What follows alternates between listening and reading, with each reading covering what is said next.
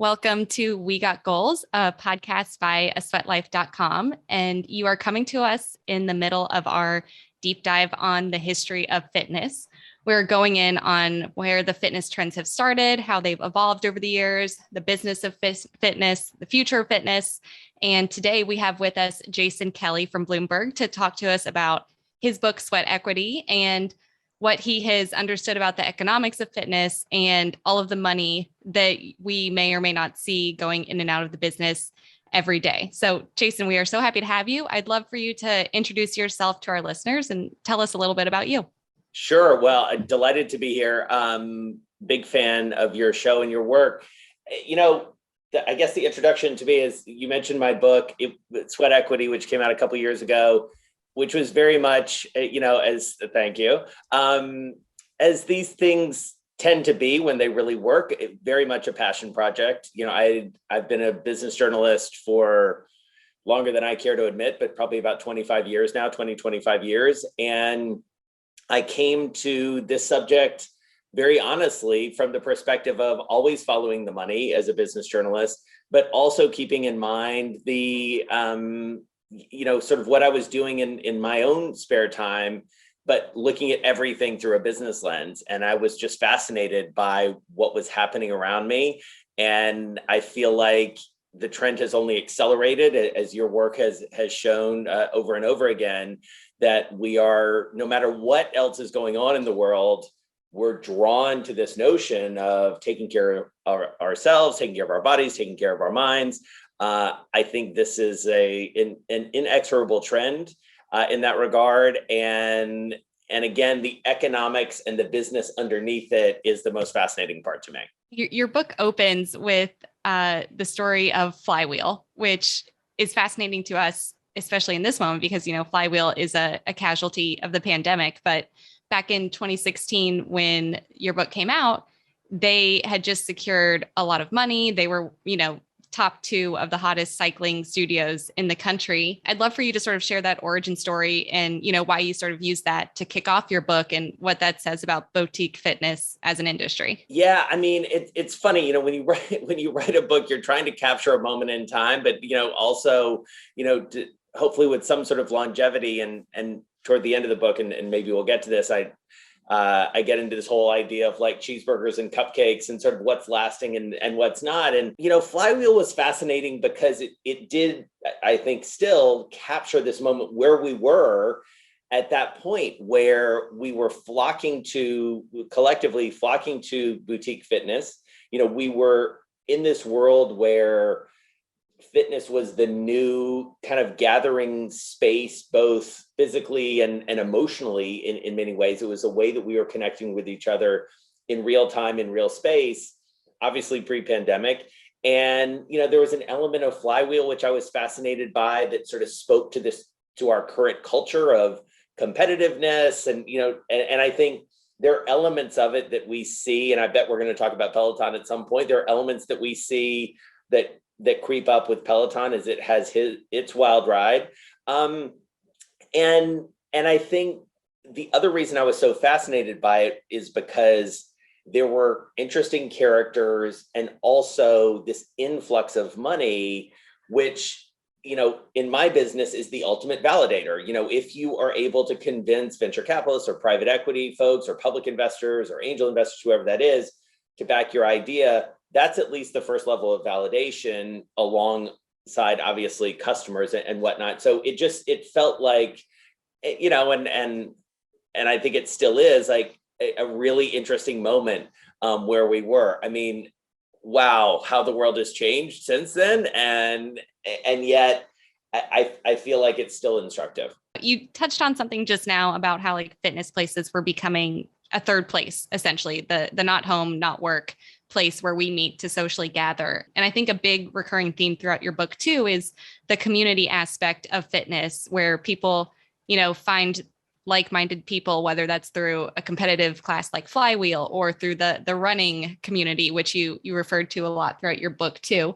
How does that factor, that importance of community, factor into what's made fitness, a really interesting investment trend, or has, made us follow that money, so to speak? Yeah, I mean, I think that's the question. I mean, it's at the heart of all of this, and I think, as we think about the more hybrid world today, community is still a part of that, even if it's often virtual. And I think, one of the things we have certainly learned over the past couple of years is how much, not to get too like woo woo about it, but like how much we need each other and how much we really want to be around other people. For me personally, and again, also professionally, because I'm, like you, I never quite turn off the sort of journalistic and analytical side. One of my aha moments was when I moved to New York from Atlanta to, just outside New York City. And I became a part of this running club that, brought a lot of different people together around this common interest. It was a community that I wanted to be a part of, that nurtured me in many ways.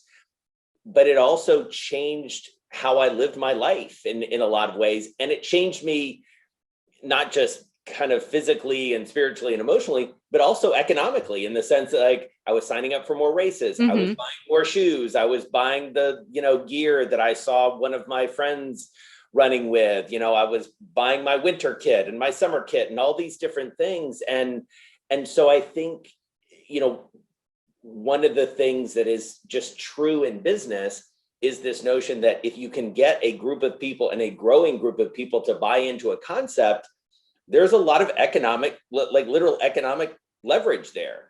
I write in the book about Lululemon and sort of the brand that it became largely because of this amazing aura that was, and I would argue remains around that brand. And I feel like that is just so intrinsic in the fitness world in many ways. And the last thing I would say about that is fitness, and this is changing a little bit, but certainly I think when you think about the economics of boutique fitness specifically, it's a very affluent pursuit in many ways. And I write a lot in the book about how that has sort of played through for better and worse in terms of, who the participants are and what the access is to these sorts of modalities, whatever they may be.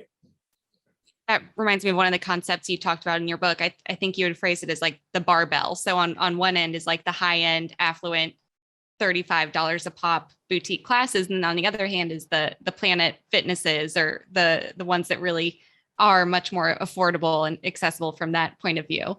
Are there any on that other end of the barbell that you think are really intriguing right now, or that are trending upwards in terms of business of fitness? On the lower end? Yeah. Yeah, I mean, Planet Fitness abides in many ways. They're still out there. They're a publicly traded company. I think in this, kind of stripped down world that many of us are living in, we all kind of made do with a lot of different things during the pandemic. I think running in some ways sort of falls into that category as well. When done right, you see yoga even at sometimes you can have high end, but also, much more affordable. I think technology has been this amazing equalizer in that regard too. And so there's a lot of experimentations, as it were, with business models right now, whether it's social media based. We did a documentary, I was going to say earlier in the year, last year, that looked at Peloton, but it also looked at Beachbody. And then it looked at this even more nascent trend, I think, of fitness influencers, essentially, who are using Instagram as their platform and using YouTube and all these different things to create a lot more access to it.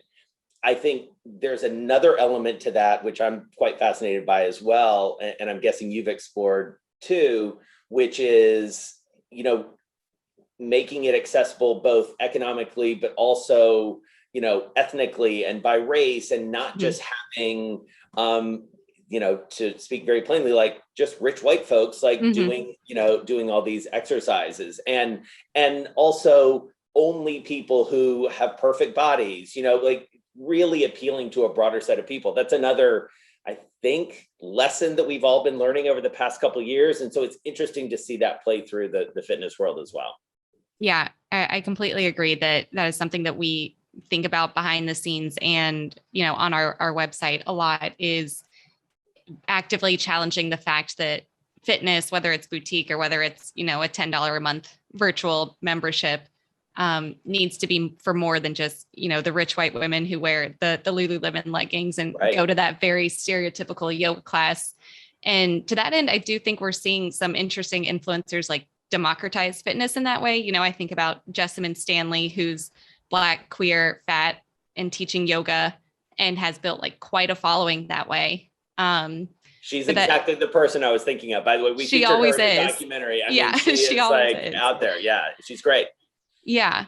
Is there anything that you think companies, who are maybe looking to invest in fitness, or on the flip side, fitness-minded companies need to be thinking about in terms of, diversity and equity and inclusion efforts? Or is there anything that makes a fitness brand more attractive in that sense? Yeah, I mean, I think increasingly people are demanding that, whether it's instructors or whether it is, fellow participants, that there are people who look like them, talk like them, they feel comfortable around, that it's not this sort of someone on a literal or figurative pedestal speaking to them.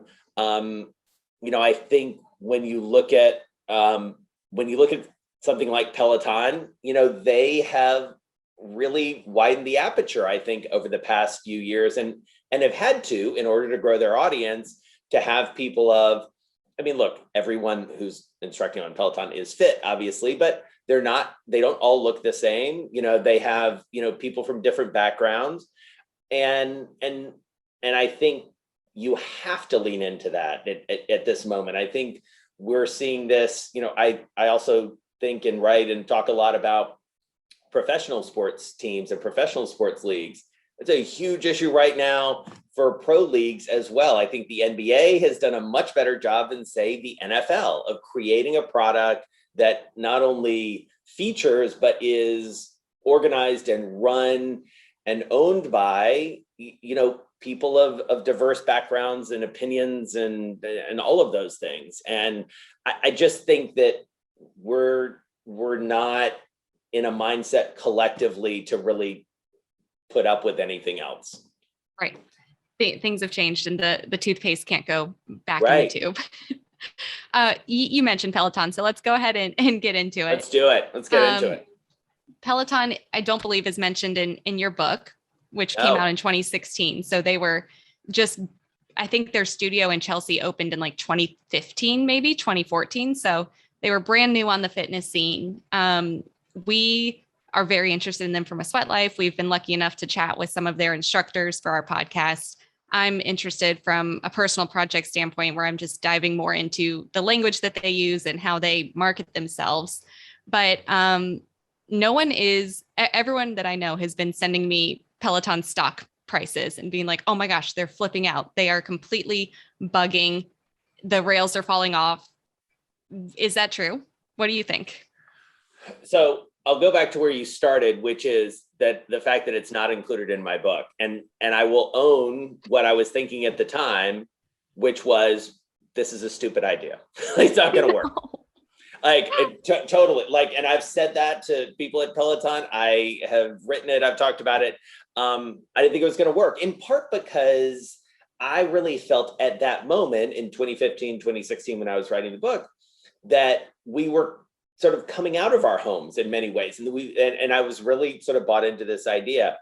What I didn't anticipate in that would happen in the intervening years is this collision, in a very positive way, I think we would agree, of community and technology, mm-hmm. and I think the intimacy and connection that Peloton and other online fitness or other sort of virtual, however you want to describe it, at-home fitness, mm-hmm. Whether it's tonal or hydro, Beachbody, mixed fitness, many others. Mirror is an interesting example of that, especially with their acquisition by Lulu. I didn't see it coming. I didn't think it was going to happen. And obviously no one in 2016 anticipated a global pandemic that would, put us all in our homes. Peloton, I think will continue to be one of the most fascinating stories of our time, and such an emblem of kind of where we were, where we are, and ultimately, I think where we're going. You know, the whole concept of Peloton as a public company, I think, very much informs the way we think about it. And because and this is the business journalist in me talking, it's the scorecard that you can see every day. Sure. You can see what the sentiment is, like tick by tick by tick, day by day, wild swings. You and I are talking on a day where, the market opened up today and Meta, the parent of Facebook, is down 25%. It's losing tens, if not hundreds of billions of dollars in its market cap. Mark Zuckerberg alone on paper is down, $20 billion. I mean, these are the things that are reactions to earnings reports and bad forecasting or bad planning and whatnot. In my mind, the underlying idea of Peloton and some of its competitors remains sound. I was on my Peloton this morning, full confession. And the day before, and the day before, and the day before. I've had the bike for 4 years, almost 4 years, and I am on some weird 185-week streak or something. It's like, I'm on it all the time, and I engage with the app when I travel and things like that. So I think as a concept, from a content perspective, from an engagement perspective, it's still really sound. What is that company actually worth from a market cap perspective and from a stock investor's perspective? I think the market is still trying to figure that out. The wild swings, I think, obscure in many ways the underlying idea of it, and it sort of speaks to, I think, what the ultimate conclusion I come to in my book, spoiler alert, which is, as we talked about at the beginning, the mega trend is sound. That you're not going to 5 years from now invite me onto a podcast, your new podcast, to talk about the joys of smoking. We're not going to go back and be like, what's awesome, really being unhealthy and not thriving in your, physically and emotionally. So, I think it'll be interesting to see for Peloton whether they're able to shift successfully into even more modalities, as it were. I mean, right. I think they had clearly higher hopes for the tread and have materialized. There were long rumors that they were going to get into rowing. They're looking at more kind of strength type classes and things like that. And that, to me, this is a very long answer to your question, but that speaks to me to one of the biggest challenges that faces any company, which is figure out where your consumer wants to go next before they even know what they want.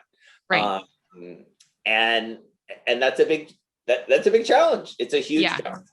Yeah, I've heard rumors, they just recently debuted a boxing program and held their first live programs. And I've seen a lot of wish lists of my friends on the internet saying if Peloton, creates a smart boxing punching bag, which it exists, but hasn't really taken off in the same way. I can't remember what it's called, Fight Club, maybe something like that. So yeah, I see what you're saying, but I feel like it's important too for, the heart of the company was that content creation in the studio, and the bike was like the shiny package that it came in. So I guess the question for Peloton then becomes how do you create that same experience, but shift it to different shiny packages?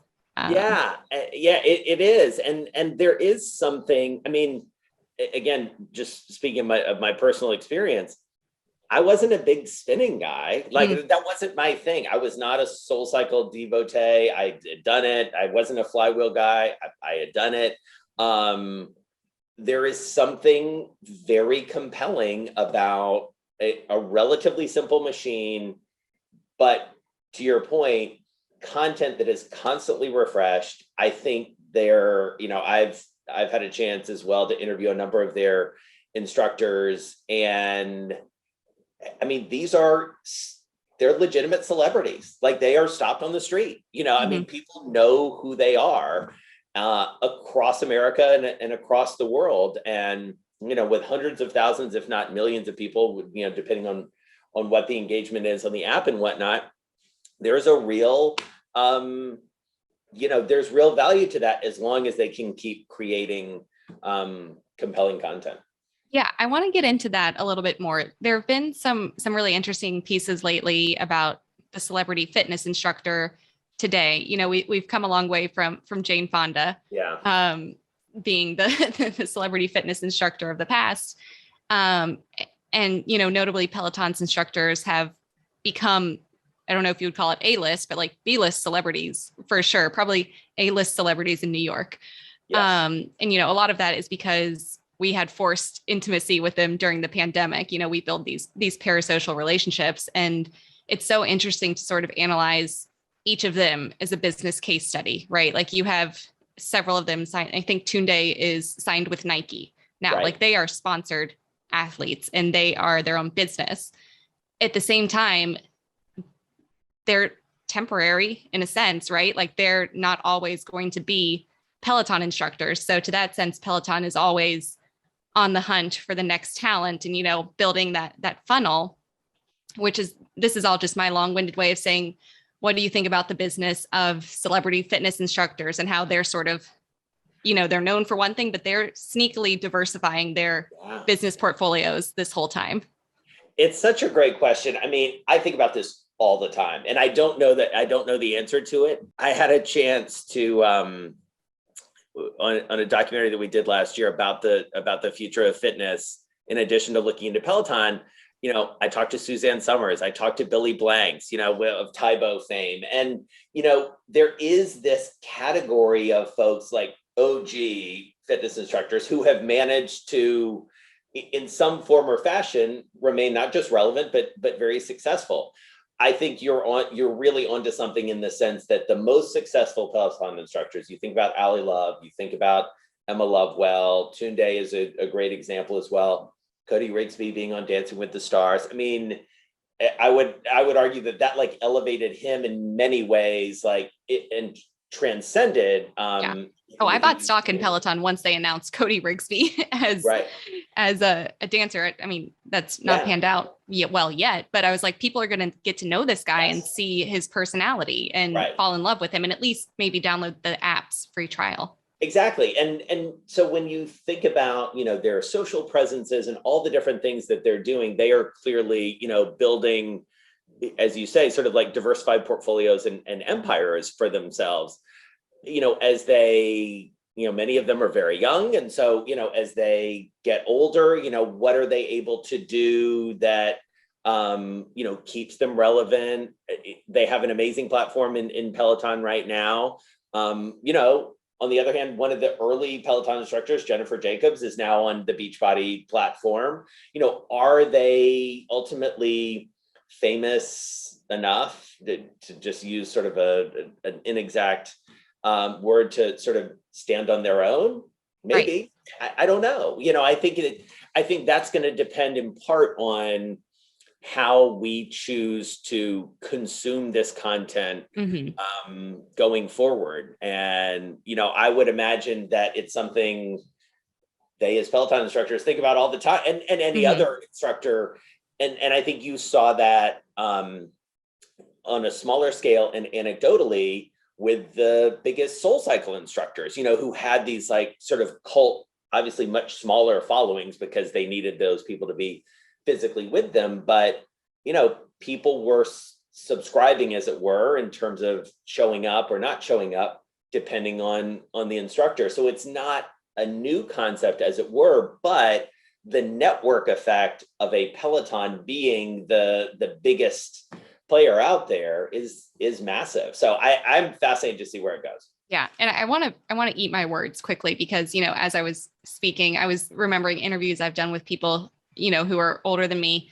I'm a millennial, and they were saying, they always take Jen Sherman's rides or Christine's rides because that's who they identify with. So I guess you could probably reasonably predict that as the instructors who are this like A-list, Ally Love, etc., age, assuming they stay on the bike, like we will follow them because we're seeing people in our same life stages, stick with this fitness routine. So I did want to clarify and say I'm not suggesting that once Peloton instructors hit 37, they have to age out. That's not the case. Yeah, no, I think that, but I think it's a fair point. And I think it goes back to what we were talking about earlier in the conversation, that, what Peloton has had to do in terms of appealing to a wider and wider audience. Because again, as a public company, as any company, like you have to keep growing your customer base. You have to keep people, you have to retain your customers, and you have to find new ones. And I think it's a very interesting sort of business proposition. And that, it sort of speaks to this notion that it's a content company, it's a media company. Yes, it's a technology company. Yes, it's a hardware company.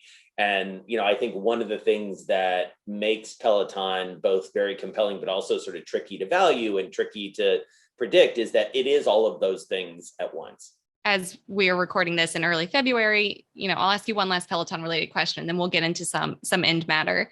They've been having some ups and downs. They're bringing in an external company to help. And, a lot of what I'm seeing is like the pandemic just accelerated their growth, and they weren't quite ready for everything that hit. So to that, would you say buy, sell, or hold Peloton stock on February 3rd, noting that things will change all the time? I stay away from that only because I'm because there are receipts. yes, exactly. I will not, I will respectfully decline to answer that question. I do think that it will continue to be a really important and interesting story for the things that we do. And I'm really interested to see where they go next. Fair enough. Let's end with this. Let's imagine for a second that you had all the time in the world to write one last chapter in Sweat Equity that addresses something that is top of your mind today. What is that chapter, and what's your argument? There's a lot of ways to go. That's such a good question. We can make it 2 chapters if you want. Yeah. I think it really is, it's everything we've been talking about around at home, really, honestly. I think it is taking into account everything we've seen in the last 3 years, factoring in not just at home, but factoring in where technology is going, the metaverse, all of these things. It's the same question that I would have for our work life and our social lives and our family lives that are now so hybrid. As we talk right now, I'm coming into my office, which for 12 years prior to in New York, for 12 years prior to 2 years ago, I came into 5 days a week, and now I come in 2 to 3 days a week. Is that what's going to stick for me as a professional? Because if it is, that changes the way, if I then narrow it down to a fitness world, that changes the way I think about my fitness. My relationship with my Peloton bike has radically changed obviously during the pandemic, but now is even different because, and maybe my bosses are listening to this, I can take a break in the middle of the day and hop on my Peloton bike if I'm working at home, which I do, full confession. But I've been working since very early in the morning on those days. But you don't have to justify it to us. Yeah, but actually not justifying it, I think, is another really interesting element that, so that would be sort of the other chapter would be, how has our relationship with broadly health and wellness changed given what we've all experienced over the past few years? And I'm certain this is something you think about all the time as well, because we can't unring that bell of knowing more and more about our own health, candidly, our own mortality. We all became sort of virologists and immunologists and all of those things over the past couple of years. And so, you think about plant-based food, you think about all these sort of lifestyle elements that have pretty radically come to the fore in a way that they weren't, I think, before. I think we're moving that direction. And one of the arguments I made in the book, as you know, is that part of what really accelerated this trend was this recognition that this was something we were and are, and not just something we do. And so this notion of a lifestyle, I mean, I'm preaching to the choir, obviously here. You've created an entire business around that notion, but I think that's a really important thing that has only become, and I would imagine, not to turn the tables on you, but in the time that y'all have been doing this, you certainly must have seen that as well. Like that whole notion accelerate, that when you started this, it was probably like, yeah, this is a good idea. Like people are definitely talking more about this. And now it's just, it's embedded. Yeah. It's crazy. When Gina hates when we, not hates, but when our website first started, it was straight up studio fitness reviews. And since then we have evolved to where like movement and fitness is maybe 20% of our coverage. We focus on the whole life aspect of health and what that means to our audience today, which changes quickly, slowly, and all at once at the same time. Yeah.